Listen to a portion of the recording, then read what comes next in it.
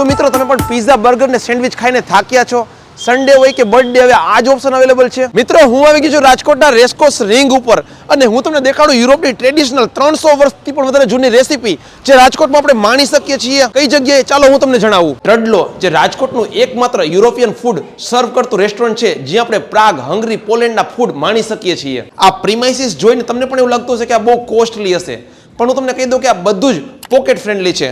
ચાલો અહીંયા શું શું અવેલેબલ છે તમને જણાવું. ચટપટા સેવરી, બ્રુમલ, સ્વીટ ફિલ્સ, લાગોસ, તડલો કેક અને ખાસ ડેઝર્ટ તો માણવા જેવા છે.